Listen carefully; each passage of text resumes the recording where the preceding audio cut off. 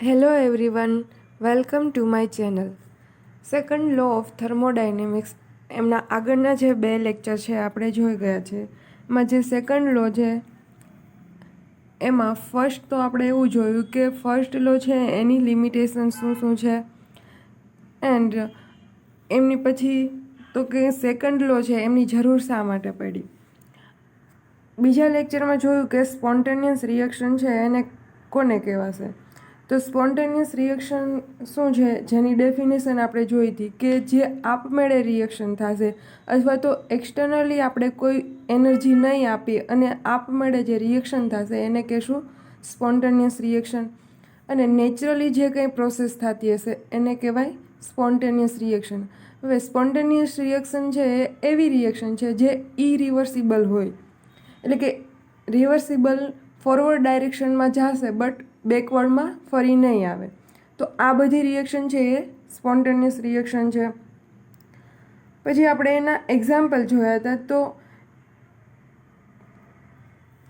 તો કે spontaneous reaction એવી રીતે થશે તો કે હાયર એનર્જીથી લોઅર એનર્જી તરફ જશે, એટલે કે નેચરલી જે કંઈ પ્રોસેસ હશે એ અનસ્ટેબલ સ્ટેટમાંથી મોર સ્ટેબલ સ્ટેટમાં જશે, ત્યારે જ એ રિએક્શન છે એ સ્પોન્ટેનિયસ થશે.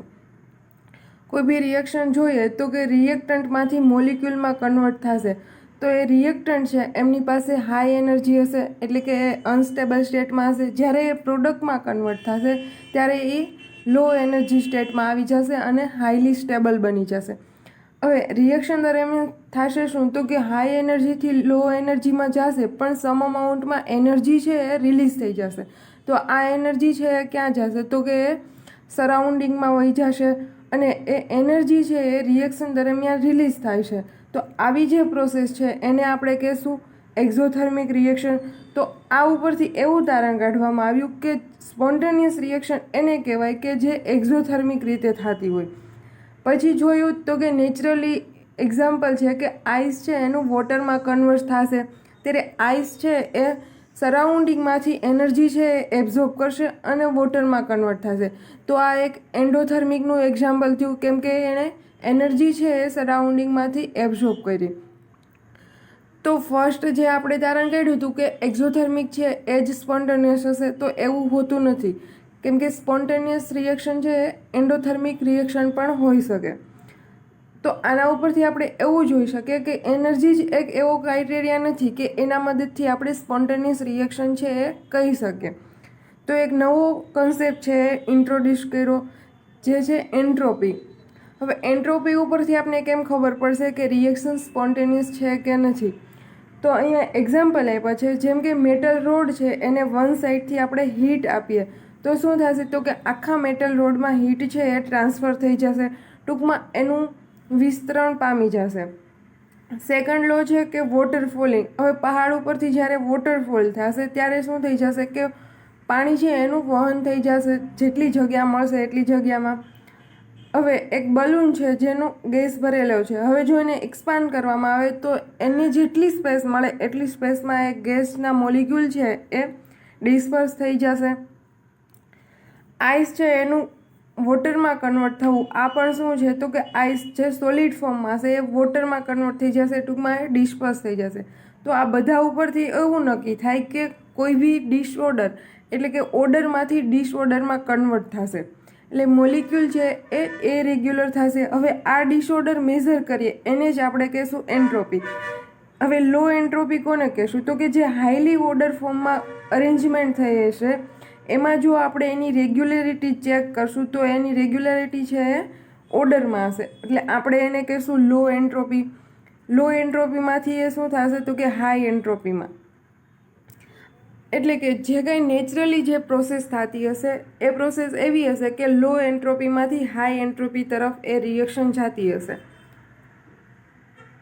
તો એના ઉપરથી નક્કી થશે કે સ્પોન્ટેનિયસ રિએક્શન એને કહેશું કે એમાં એન્ટ્રોપી છે એ ઇન્ક્રીઝ થતી હશે.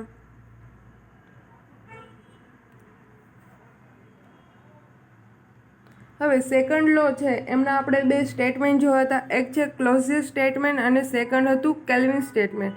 હવે ક્લોઝિયસ એવું કહે છે કે heat can not spontaneously flow from cold region to hot region without any external work being on system. હવે ક્લેસીસ એવું કહે છે કે કોલ્ડ રિજિયનમાંથી હોટ રિજિયનમાં ક્યારેય હીટ ટ્રાન્સફર આપમેળે ના થાય, એના ઉપર કોઈ એક્સટર્નલી વર્ક કરશું ત્યારે જ એ સિસ્ટમ છે કોલ્ડમાંથી હોટ રિજિયનમાં ફ્લો થશે, ટૂંકમાં એની હીટનો. હવે રેફ્રિજરેટરનું એક્ઝામ્પલ છે જેમાં કીધું છે કે એક બોડી છે જે લો ટેમ્પરેચર ઉપર છે અને એક હાઈ ટેમ્પરેચર ઉપર છે. હવે એણે એમના સ્ટેટમેન્ટમાં એવું કીધું કે કોલ્ડમાંથી હોટમાં આપમેળે ટ્રાન્સફર નહીં થાય, ટૂંકમાં એના ઉપર કંઈક વર્ક કરશું ત્યારે જ એ પોસિબલ બનશે.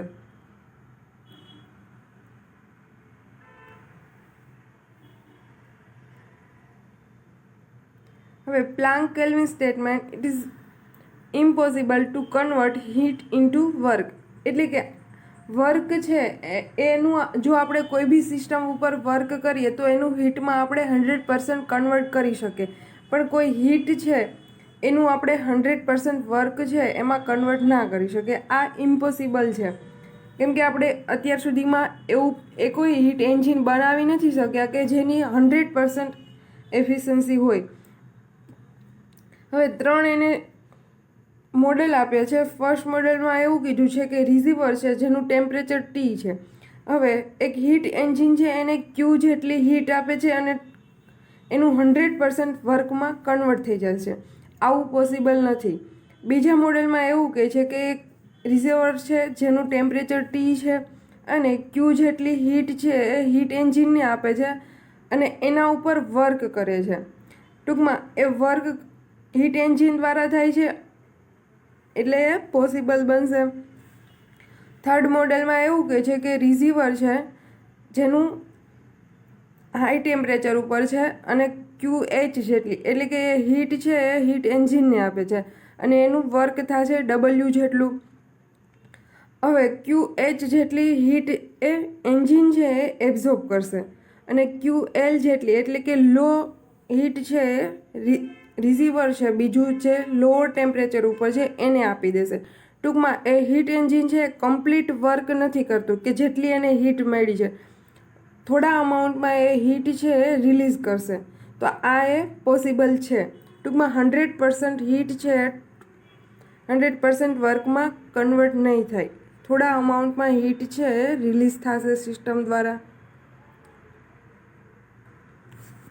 તો આજના ટોપિકની વાત કરીએ તો આજે જોશું આપણે સાયક્લિક પ્રોસેસ. તો સાયક્લિક પ્રોસેસ છે કોને કહેશું?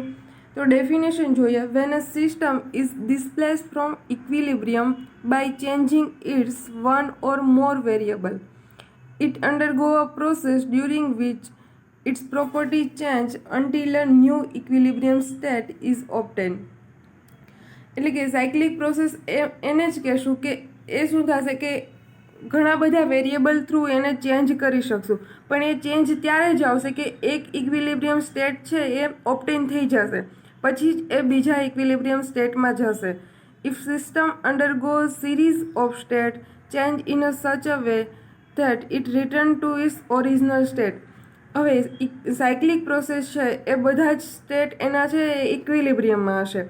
હવે એક ઓરિજિનલ સ્ટેટમાં એ આવી જશે ત્યારે એને આખી સાયક્લિક પ્રોસેસ કહેશું.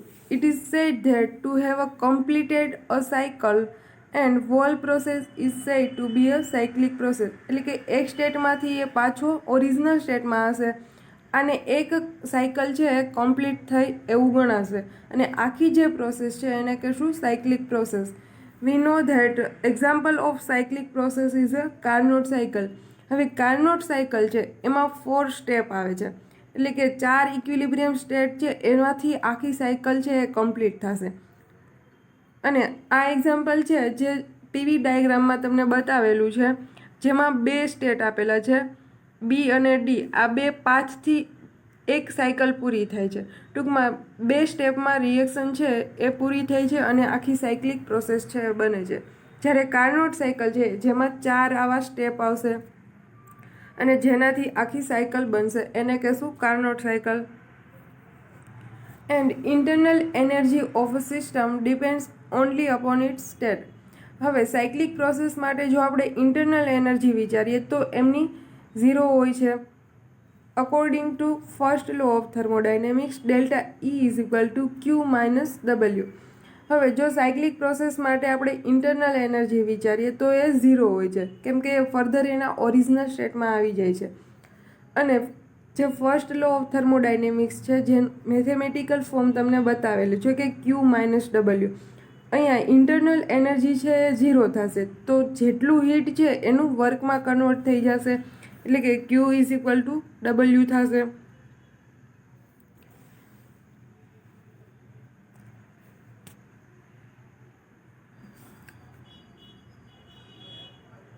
હવે કાર્નોટ સાયકલ છે, 18th સેન્ચુરીમાં સેડી કાર્નોટ નામનો સાયન્ટિસ્ટ છે, એણે થિયરિટિકલ એવું હીટ એન્જિન વિચારેલું છે કે જેમાં આઈડિયલ ગેસ તરીકે વર્કિંગ સબસ્ટન્ટ લીધેલો છે અને એના જે બધા જ પાર્ટ છે એ રિવર્સિબલ તરીકે હશે.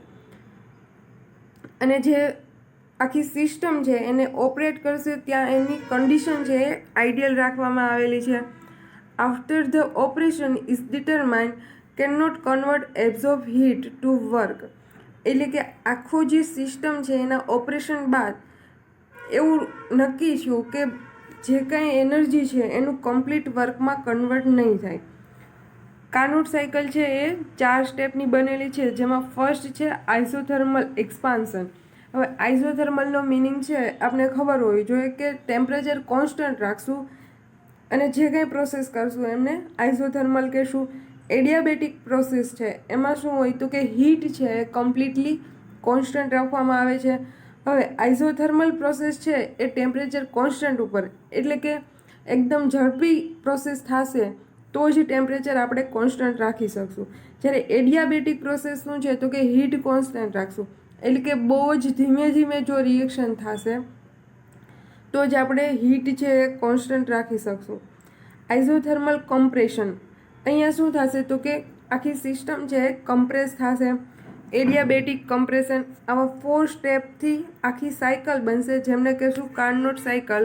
અને આપણે એને 2 ડાયાગ્રામ એટલે કે પીવી ડાયાગ્રામ અને ટીએસ ડાયાગ્રામ છે જેમાં જોશું. આપણે સિલેબસમાં આપણે પીવી ડાયાગ્રામ છે જે ભણવાનો છે.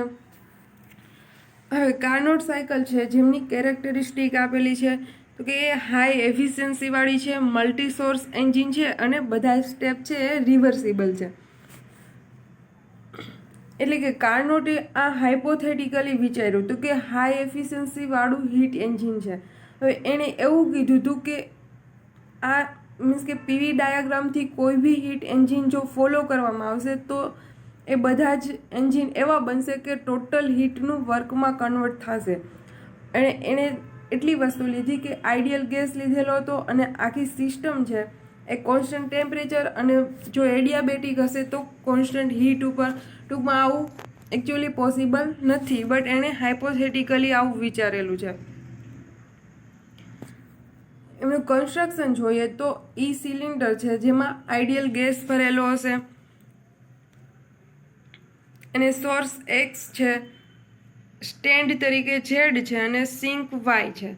અહીંયા સોર્સ પહેલાં તો સિલિન્ડર જોઈએ તો એમનો જે બોટમ એટલે કે બેઝનો જે પાર્ટ છે એ હાઈલી કન્ડક્ટિંગ હશે અને જે સાઈડની જે વોલ હશે એ ઇન્સ્યુલેટિવ પરફેક્ટલી ઇન્સ્યુલેટિંગ તરીકે વર્તશે, જ્યાંથી હીટનું ટ્રાન્સફર નહીં થઈ શકે.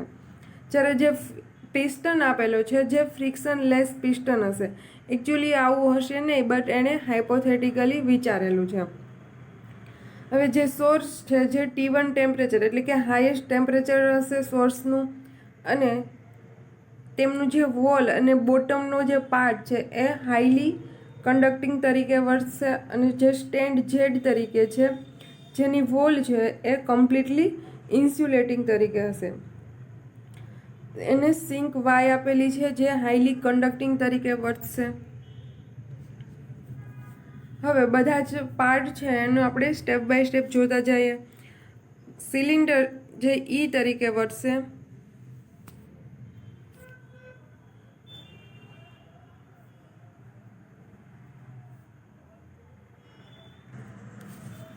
Cylinder the plan of Carnot heat engine is shown in figure. તો આપણે સિલિન્ડર છે એને જોયું આગળના પિક્ચરમાં. Is a cylinder with ideal gas and whose wall are non-conducting and base is a perfect conducting of a heat. એટલે કે ઈ તરીકે સિલિન્ડર લીધો છે જેમાં આઈડિયલ ગેસ ફિલઅપ કરવામાં આવશે અને જેમની વોલ છે એ નોન કન્ડક્ટિંગ તરીકે વર્તશે, જ્યારે એમનો બેઝ જે પાર્ટ છે એ પરફેક્ટલી હીટનો કંડક્ટર હશે. And working substance is a ideal gas. Source તરીકે અહીંયા આપણે એમને કહેશું X, and X is a hot body which maintain at a higher constant temperature and there heat capacity is infinite. એટલે એક્સ તરીકે અહીંયા આપણે હોટ બોડી લીધેલી છે જે હાઈ ટેમ્પરેચર છે એ કોન્સ્ટન્ટ મેન્ટેન કરશે અને જેની હીટ કેપેસિટી છે એ ઇન્ફાઇનાઇટ. એટલે કે આપણે જો બહારથી એને કોઈ હીટ આપશું, ટેમ્પરેચર એપ્લાય કરશું તો એમાં કોઈ પ્રકારનો ચેન્જ નહીં આવે, અથવા તો એમાંથી ટેમ્પરેચર છે એ ડાઉન કરશું તો બી ચેન્જ નહીં આવે. And wall is a perfectly conducting. Sink Y is maintain at a lower temperature T2. હવે સિંક છે જેનું ટેમ્પરેચર છે એ સોર્સના ટેમ્પરેચર કરતાં ઓછું છે, જ્યારે સોર્સનું ટેમ્પરેચર T1 હશે, સિંકનું ટેમ્પરેચર લોઅર છે T2 હશે. અને જેની વોલ છે એ પરફેક્ટલી કન્ડક્ટિંગ તરીકે લેવામાં આવેલી હશે. સ્ટેન્ડ તરીકે ઝેડ છે, Z is a perfectly non conducting stand. And cylinder containing working substance kept on it's bottom. હવે સ્ટેન્ડનું જે વોલ છે એ નોન કન્ડક્ટિંગ તરીકે લીધેલી છે. હવે જ્યારે સિસ્ટમ વર્ક નહીં કરતી હોય ત્યારે એ સિલિન્ડર ભરેલા વર્કિંગ સિસ્ટમમાં ભરેલો સિલિન્ડર છે એને આપણે એના બોટમ પર રાખશું. હવે ઓપરેશનમાં જોઈએ તો અહીંયા ફર્સ્ટ શું થશે,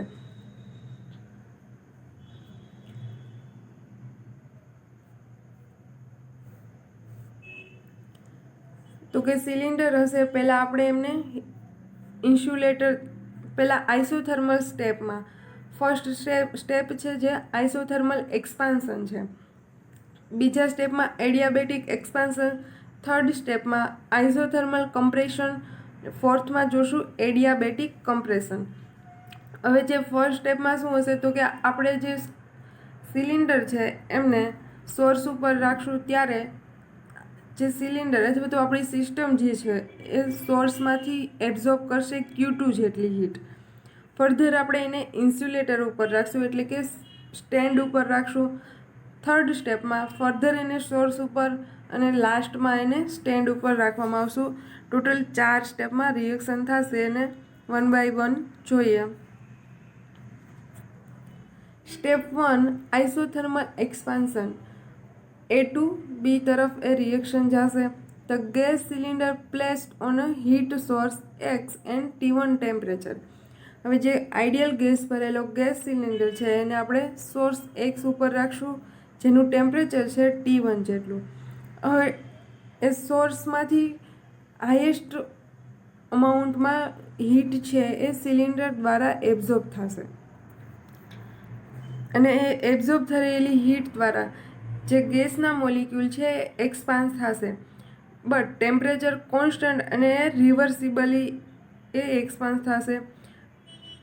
તો એક્સપાન્સ થશે તો શું થશે તો કે એ પિસ્ટન છે એ મૂવ થશે આગળની તરફ, એટલે કે એનું પ્રેશર છે એ ઘટી જશે, બટ એનું વોલ્યુમ છે એ વધી જશે, જે વધીને V1 હશે શરૂઆતમાં, વધીને V2 થઈ જશે, જ્યારે પ્રેશર ઘટીને P1 થી P2 થઈ જશે, બટ એનું ટેમ્પરેચર છે એ કોન્સ્ટન્ટ રહેશે. System absorb heat and this heat goes to increase it internal energy by delta E1. હવે સિસ્ટમ છે એ હીટ એબ્ઝોર્બ કરશે અને એની ઇન્ટરનલ એનર્જી છે એમાં વધારો કરશે ડેલ્ટા E1 જેટલો, અને આ ઇન્ટરનલ એનર્જી વધારવાથી એ શું કરશે, સિસ્ટમ દ્વારા વર્ક થશે જે W1 જેટલું હશે.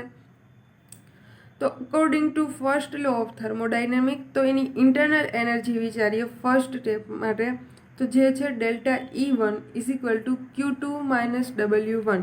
કેમ કે અહીંયા સિસ્ટમે Q2 જેટલી હીટ છે એ એબ્ઝોર્બ કરી છે અને આ ઇન્ટરનલ એનર્જીથી એણે વર્ક કરેલું છે W1 જેટલું. તો એમનો પીવી ડાયાગ્રામ તમને બતાવેલો છે. તો આપણે ફર્સ્ટ સ્ટેપ જોઈએ જે છે આઇસોથર્મલ એક્સપાન્શન. હવે આઇસોથર્મલ એટલે કે અહીંયા ટેમ્પરેચર આપણે કોન્સ્ટન્ટ રાખેલું છે. હવે ફર્સ્ટ સ્ટેપમાં એનું જે પ્રેશર છે એ P1 છે, વોલ્યુમ છે જે નીચે બતાવેલું છે V1 છે અને ટેમ્પરેચર છે એ T1 છે. હવે આપણે એને સોર્સ ઉપર રાખશું ત્યારે એનું પ્રેશર ચેન્જ ઘટીને કેટલું થઈ જશે તો કે P2 જેટલું. ઓકે, અને એનું જે વોલ્યુમ છે એ વધીને V2 જેટલું થઈ જશે, બટ એનું ટેમ્પરેચર છે એ કોન્સ્ટન્ટ રહેશે T1 જેટલું. એટલે કે ફર્સ્ટમાંથી જ્યારે સેકન્ડ સ્ટેપમાં આવશે એટલે કે ત્યાં એનું પ્રેશર P2, વોલ્યુમ V2 અને ટેમ્પરેચર છે એ T1 રહેશે. હવે આઇસોથર્મલ એક્સપાન્શન છે જે આપણે એની ઇન્ટરનલ એનર્જી જોઈએ જે છે Q2 - W1. ઇક્વેશન નંબર આને 1 આપીશું. As a Carnot cycle Q2 = W1. હવે આપણે જોયું હતું કે આખી જે પ્રોસેસ છે એ છે સાયક્લિક પ્રોસેસ, એટલે કે એની ઇન્ટરનલ એનર્જી છે 0 થશે. તો કે અહીંયા જે હીટ આપશું એટલું ત્યાં વર્ક છે થઈ જશે. તો Q2 = W1. તો W બરાબર PdV. આપણે જાણીએ છીએ કે પ્રેશર છે P અને ડેલ્ટા V છે જે change in volume. According to ideal gas equation PV = nRT.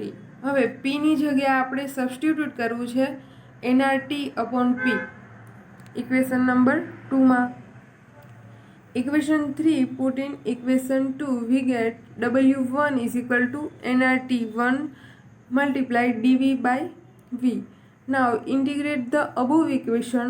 હવે જો આ ઇક્વેશનને આપણે ઇન્ટિગ્રેટ કરીએ તો શું મળશે તો કે આપણું જે ફાઇનલ વોલ્યુમ હતું જે V2 અને ઇનિશિયલ વોલ્યુમ છે V1. ટૂંકમાં આગળના ઇક્વેશનને આપણે જો લિમિટ આપીએ તો લિમિટમાં શું આવશે V1 to V2.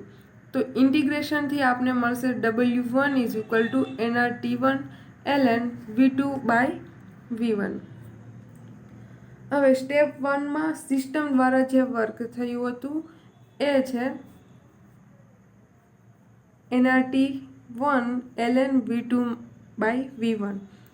Second step છે જે એડિયાબેટિક એક્સપાન્શન છે જ્યાં સ્ટેપ થશે B2C. Now cylinder taken out from a source and put on insulating stand Z. હવે ફર્સ્ટ સ્ટેપમાં આપણે જે સિલિન્ડર હતો એને સોર્સ ઉપર રાખેલો હતો. હવે એને રાખવાનું છે સ્ટેન્ડ ઉપર જે ઇન્સ્યુલેટિંગ તરીકે વર્તશે. And allow to expand reversibly and adiabatically to volume V3. હવે ત્યાં શું થશે તો કે આપણે એમને સ્ટેન્ડ ઝેડ ઉપર રાખેલું છે જે ઇન્સ્યુલેટિંગ તરીકે વર્તશે. હવે ફર્સ્ટ સ્ટેપમાં એવું હતું કે ત્યાં તેનું ટેમ્પરેચર છે T1 જેટલું કે હાઈએસ્ટ હતું, ત્યારે સિસ્ટમનું ટેમ્પરેચર છે T1 જેટલું હતું. હવે આ સિલિન્ડરને આપણે સ્ટેન્ડ ઉપર ત્યાં સુધી રાખશું કે એનું ટેમ્પરેચર ઘટીને સિંકના ટેમ્પરેચર T2 જેટલું ના થાય ત્યાં સુધી. એટલે કે ટેમ્પરેચર છે એ ડાઉન થઈ જશે અને T2 જેટલું થઈ જશે. અને આ એડિયાબેટિક પ્રોસેસ છે. ઇટ મીન્સ કે ત્યાં હીટ છે એ ટ્રાન્સફર નહીં થાય. તો ત્યાં હીટ છે એ કોન્સ્ટન્ટ રહેશે, એટલે કે ડેલ્ટા ચેન્જ ઇન હીટ એ 0 થશે. તો ઇન્ટરનલ એનર્જી આ સિસ્ટમ માટે વિચારીએ તો ડેલ્ટા E2 = Q2 - W. અહીંયા ઇન્ટરનલ એનર્જી છે E2 = Q2 છે જે 0 થશે કેમ કે અહીંયા હીટ ચેન્જ નહીં થાય. તો શું આવશે કે W2 એટલે કે વર્ક સિસ્ટમ દ્વારા થશે જે W2 કહેશું. અને સિસ્ટમમાં વોલ્યુમ છે એ V2 થી એક્સપાન્ડ થઈને V3 જેટલું થશે અને પ્રેશર છે એ ઘટીને P2 to P3 થશે. And temperature also change from T1 to T2 કેમ કે અહીંયા એડિયાબેટિક પ્રોસેસ છે તો ટેમ્પરેચર છે એ ઘટીને T2 જેટલું થશે.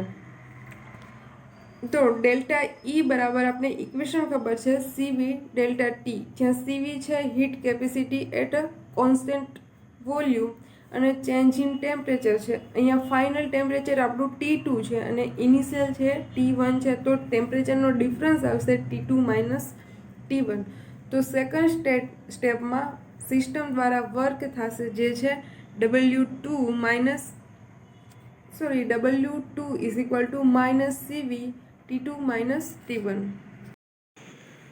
તો આજે આપણે 2 સ્ટેપ જોયા. હવે આગળના લેક્ચરમાં બીજા 2 સ્ટેપ જોશું અને એમનો ડાયાગ્રામ જોશું. So thank you.